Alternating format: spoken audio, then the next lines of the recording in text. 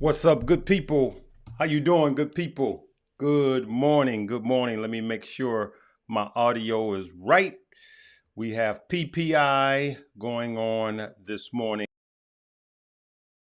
Price index. Producers price index. There we go. Let's see what's going on. We got about a minute before we go. As we could see, the Dow, S&P and NASDAQ is down. Dow down 551 points. S&P negative 67. NASDAQ negative 166. Let's make sure. Let's go back. Let's blow this up and be ready for this report. It's not looking good this morning. Of course, there's a continual sell-off with the banks. Now the major banks are selling off. And so are the regional banks, with the exception of one that I purchased yesterday. I shared it with you guys. Hey, good morning. Good morning. All right, let's go right to it. Welcome back to Squawk Box. Rick Santelli here, live at CMEHQ with some important breaking news. A lot of important breaking news. Let's start out with our February reads on the Producer Price Index. Expected to be up 0.3.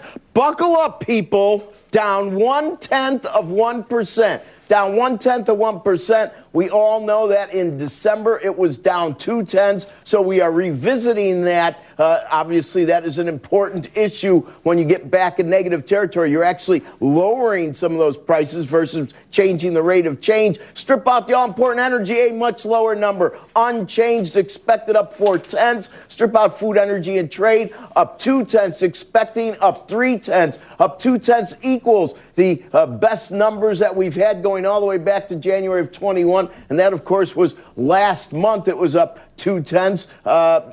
Excuse me, that was November, December of last year, December.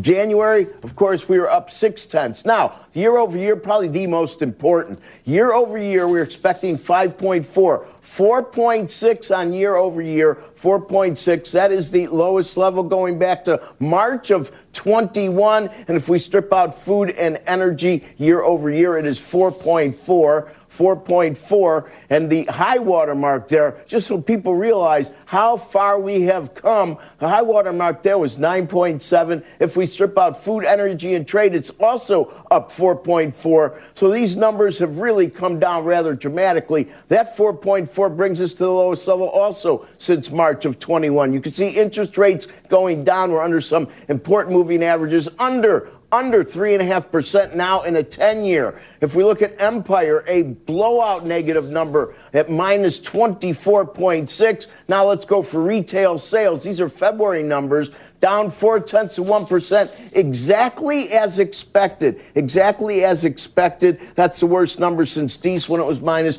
1.1. If you strip out autos, it is down 0.1%. Also the weakest since December, exactly as expected. And if we look at retail sales, ex-autos and gas stations, unchanged.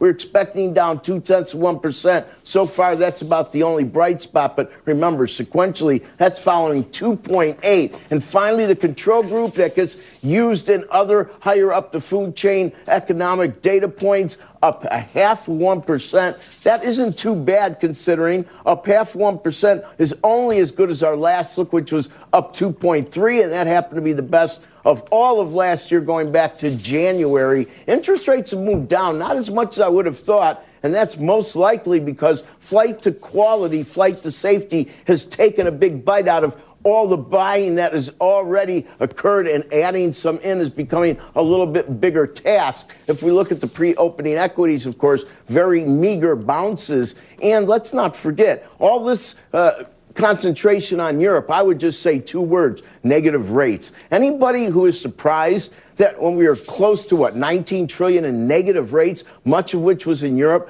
that ultimately that this would have to happen, I would be shocked if we didn't see volatility in a banking system that was anything but profitable in Europe. Melissa Lee, back to you. Yeah, Credit Suisse, by the way, session low is down 27% right now. Rick, thank you. Steve Leisman joins us. How does this factor into the Fed's mix of factors to weigh?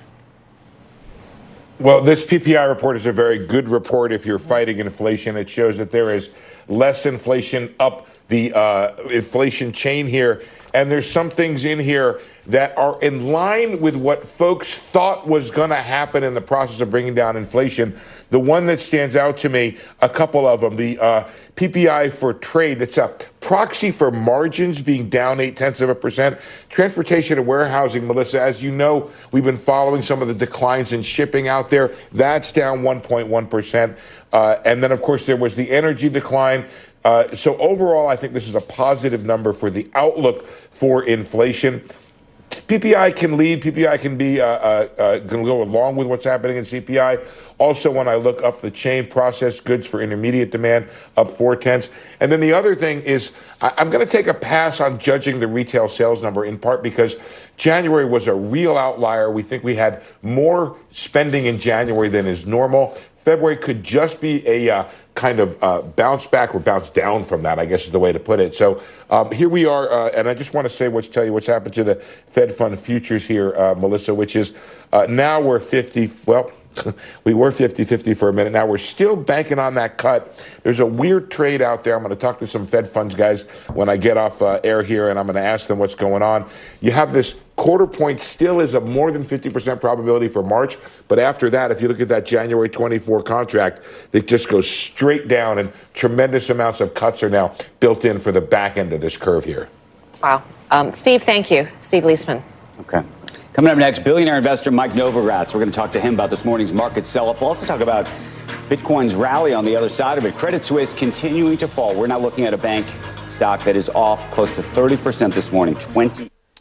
You guys heard that PPI was expected to be 0.3. It was 0.1. That was good. That was good year over year. Best since March of 2021. Inflation is going down. PPI, which is Producers Price Index, less food or minus food and energy, was expected 0.4. It was 0.0. So inflation is coming down. What's important was transportation and warehousing. All right. Because this is the Producers Price Index, transportation and warehousing is down. Inflation on that is down. Remember, those are the things that we purchase. So it was a good PPI number. It's a good report. The markets did not react to this information at all. The pre-markets are still red. They're still down. So that's probably because of the banking situation. So the market had not even priced this in. It didn't react pretty much at all, which was highly unusual. So let's see what's going on here with the pre-markets. Let's see. Yeah, not a reaction at all. Let me just refresh it. I mean, I'm shocked that it just didn't react at all. Look at this. If you guys could see this. Down, the Dow down, still 544, has not moved. Remember, this is the pre-markets. Gold is up, oil is still down. Nasdaq negative 166, S&P negative 66. So it hasn't moved much. Now, one of the things that is not good are the big banks. I wonder. I believe that is what's holding it down. Let's see, JP Morgan. Yeah, not good. Not good at all. Bank of America is doing okay. Let's see if these banks fight back. We got Citi. And let's look at here. Yeah, Bank of America is unchanged. JP Morgan flat. Citigroup flat. So let's see what happens at opening bell. Right now, it's just not looking good. Let's see, February wholesale. We know that. We know that. Let's listen again. The Dow off about 602 points. The Nasdaq down about 167 points. The S&P 500 off about 74 points. This on the back of what we're seeing out of Europe. European markets down across the board, in large part on the back of Credit Suisse, which is now off something like 30% this The European market is down. It has tanked. 7.5%, 28%. I want to bring in a top investor to talk about this morning's pre-market sell-off.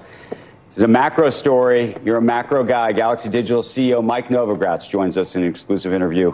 Mike, what do you think's going on here? Listen, this reminds me a lot of 2018 December when the Fed had this idea of one last hike. And of course, it sent the markets into a tailspin. They had to reverse it soon after. In a short period of time, information has changed dramatically. The commodity market is telling you, oil market is telling you that we're heading into a recession. We are going to have a credit crunch in the U.S. and globally.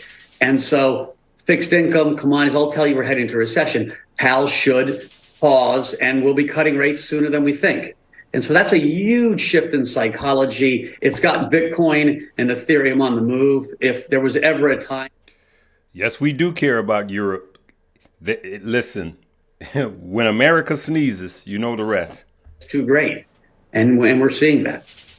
I get that to some degree. I also think that basically the bailouts by the United States helped stabilize things like the stable coin, which was pegged to the dollar, as you know, and you saw where crypto had fallen as a function of all of that. But I think the larger question right now is are we in a I don't want to call it a game because it's not a game, but is this dominoes? Do you see the possibility of contagion in our banking system? Do you think it's limited to what's happened in Europe? Do you think what happened with SVB is enough? Listen, there is contagion. People learn their lessons, and so we're going to move towards 4 or 5 big depository institutions unless the Fed goes one step further and de facto. I mean, they kind of did guarantee deposits ish, but they really didn't. And even the thought of, oh my God, my money could be tied up for a week, or my money could, why am I taking any risk? Like, that story is out there. It's hard to put it back in the box. And, maybe yesterday it felt like, well, maybe it'll get back in the box and another guy hits. And so I think that the Congress and the Fed is going to have to do something more dramatic on deposits. Let's look at this, good people. I just snapshotted this. Look at that. Bitcoin has been up 25% in the last week. I mean, it is still, with this market, what's going on right now.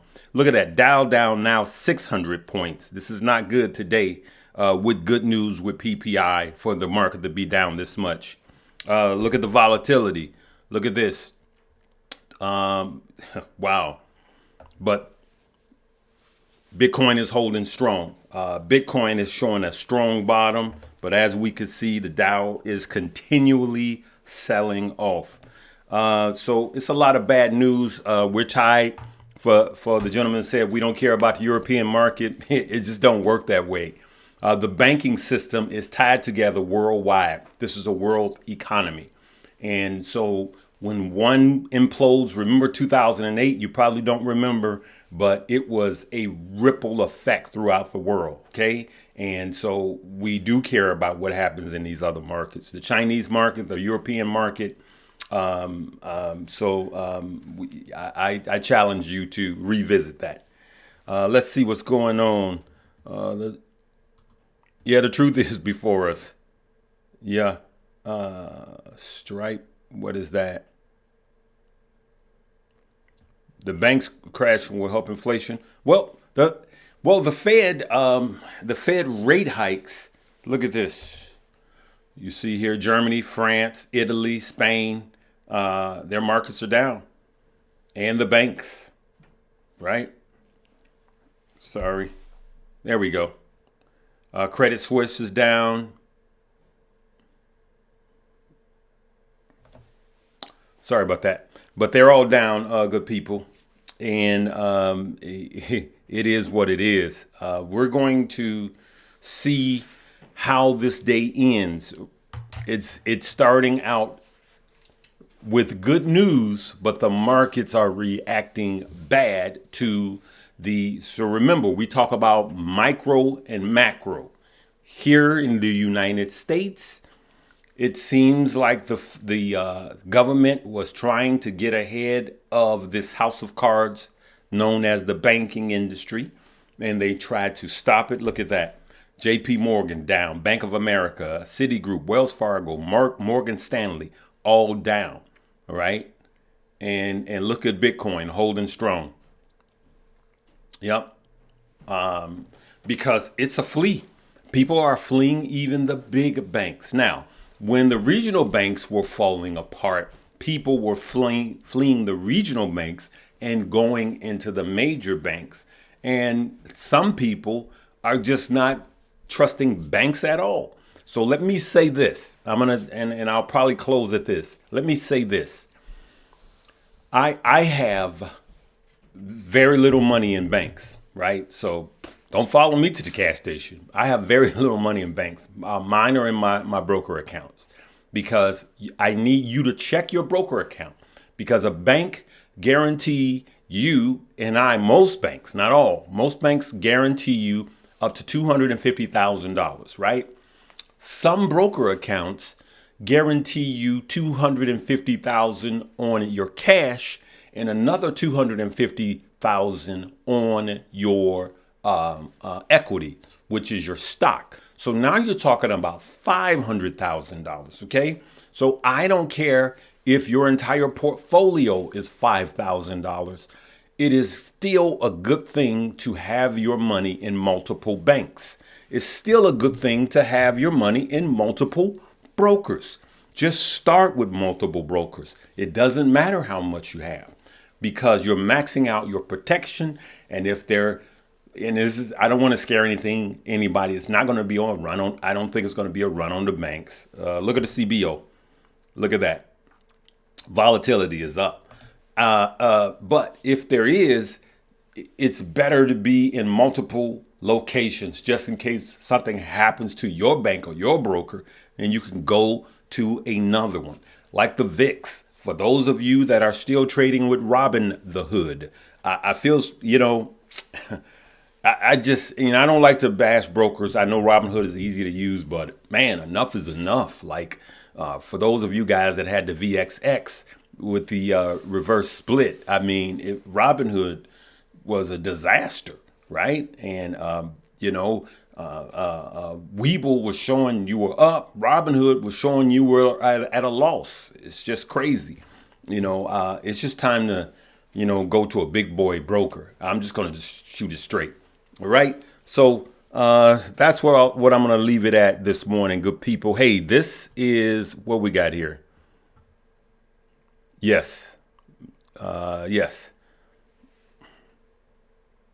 Ben, he said means $1 in 3 different banks.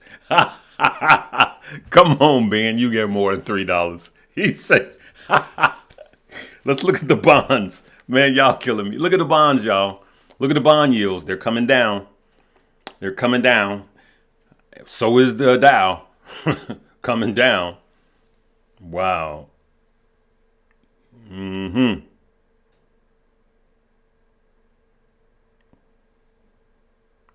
Let me see. What is that? What is Robinhood doing bad? Robinhood, if you were playing the VIX, if you had the VXX, they had a reverse split, and Robinhood wasn't showing correct data. That's all. It was showing that you were at a loss. And I have a friend that was trying to. I had a play, it was up, his was showing it was down, it was the same play. It was just, anyway, just Google it. Just Google it. Robinhood and the VXX. All right, do you have like a cheat sheet you use to look at information or data you look at every day as guidance? Now, I'm kind of all over the place. I sleep and eat this. I sleep and eat this thing. Let's just say I don't sleep. I'm all over the place as far as where I get my information from. I am, you look at my house and if I'm upstairs relaxing, I'm watching CNBC. If I'm down here, I got CNBC, Fox Business, I got Yahoo Finance, I got Google Finance, I got reports coming in from Webull. Actually, I got reports coming in from Webull. I got reports coming in from Moomoo. I will tell you guys, Moomoo has a lot of information that keeps me abreast on what's happening. Even in the pre-markets, I get all of these. And then CNBC on my phone too. So my phone is constantly beeping. So I'll just show you. Look at this. This is how my phone look. Look at that. Look at that. UK, that's breaking news. And under that, you see that's Webull. I'm sorry, that's Moomoo underneath there. So you see NBC at the top, breaking news. And then I got Moomoo right under that. Links for those will be right under. That's why I use these platforms, because they keep me informed, which makes me more money. I don't care about anything else. That's what I care about, keeping me informed. And so listen, of course, this is sponsored by Stock Up You. So far, everybody that's taking it, whether you are a ultimate beginner or whether you've been trading for the last 3 to 4 years, I mean actively trading, people are going in and learning stuff that's helping them to make more money now. All right, that'll be the top link. Webull will be the third link, and Moomoo will be the second link. All right, so download them all. Deposit $100 into both platforms just to get started. You're going to get a bunch of free stock. One is going to give you 12. One gives you up to 17. And of course, with the class, that's priceless. Most everybody listening to me needs to take the class, because you got Stocks with Josh showing us how to do technical analysis and what it is. What is a chart? What is a candlestick? And we got Keenan Grace teaching us what is options. And we're going to continue to add to those classes. And then we got Mommy Trader, of course, showing us dividend investing. There are some people that won't buy a stock unless it is paying a dividend. And I have some friends that every stock that they have, not me, that if they're not paying a dividend, they won't have it. All right, let's just listen for another minute and then we'll sign off. In banks, the CPI data from yesterday, and then this data we got this morning, put it all together. Well, I do think that around 11 o'clock, the selling will end from Europe. Doesn't mean our selling will end, but the PPI number was benign. At 4 o'clock, before we knew about the problems with Credit Suisse, the market was looking exactly flat. So as my colleague David Faber would say, if you didn't know that Credit Suisse was in trouble, you basically were on the moon. So, I mean, am I going to sell Advanced Micro and Meta off of Credit Suisse? We have a very different set of problems here. And by the way, we have a lot of research that says own these regional banks. I'm waiting for the government to indemnify all the regional bank deposits, because right now we still have a lot of flight. And we came pretty close on Sunday to be over the precipice, Andrew. And I think we're kind of like starting to realize, wow, did we come close? But what and do you that's think? a lot of what Steve the selling Leisman is. was on yesterday, and he had that quote. I think it was an unnamed Treasury official that effectively said that deposits in this country are indemnified effectively, or guaranteed across let's the board. think Whether you about have 200, and the question is that true? Well, yeah, let's think about that. And you know, Kramer is whatever. Somebody said, does it cost money to move money from Robinhood? Now, I am not telling you guys to move your money. I just got to be honest with you. I had a Robinhood account, and when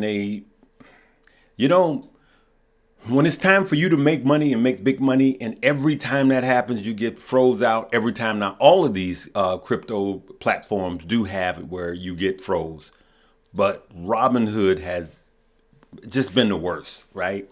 And it's just not good. So let me just say this. If you have to pay $100 or $200 to move your money from Robinhood, let's just say you got to pay $100 to move your money from Robinhood, right? You guys do know that you can move from broker to broker. You call the broker that you want to move the money to, or the stock to, and then they will assist they will assist in moving all of your stock. Let's say you have to pay $100. If you got $1,000 in there, $1,500 in there, and just being on Robinhood is going to cost you $500 because you can't participate on something that's running up, then you should take that $100 and gift wrap it. And I'm not telling you to yes, I offer, I like, to be honest with you, I like Webull for crypto. So far, oddly enough, it was my safest place for crypto. You know, I go in and out, trade, and I was cashing out. That's where I swing trade. I was on hold. I swing trade my crypto there. But you pick a broker that works best for you. If you want your crypto and Coinbase, then really only use Coinbase at this point, or any crypto platform, just to trade. And then, unfortunately, right now in an environment where you just got to take your money off the exchange, but you want to be safe. As far as your stock, find a broker that works for you. My retirement is in Fidelity. So I still like the Fidelities, the Schwabs, the legacy brokers that's been around for 100 years for your retirement. And call them. Like Fidelity, you can call Fidelity. Fidelity will assist you. And who cares if you pay $100 if it's going to cost you $500 or $1,000 by you being on a broker that's going to freeze when you have the opportunity to make money. Whether you're trying to buy a stock before it runs up or trying to sell a stock when it's up and you can't. I'm going to leave it right there, good people. You do what's best for you. I'm just putting it out there. You make the decision. But the decision I do want you to make is, for those of you that just want to be better, download the class. All right. We'll see you later on today. We're going to dissect. We're going to see what the market is actually telling us right now, because right now this market is confused. We just had good PPI data, good producers price index numbers, and the market said, I don't care. Look at what's happening with Credit Suisse. Look at what's happening with the European market. Look at what's happening with the European banks now. And now look at what's happening with the major banks here in the US, right? As well as the regional banks, right? We'll see you later today. Make sure you hit the like. And if you're new, like, subscribe, and a notification bell. I work hard to keep the family fed, all right? I love each and every one of you. Have a blessed day at work today. Peace.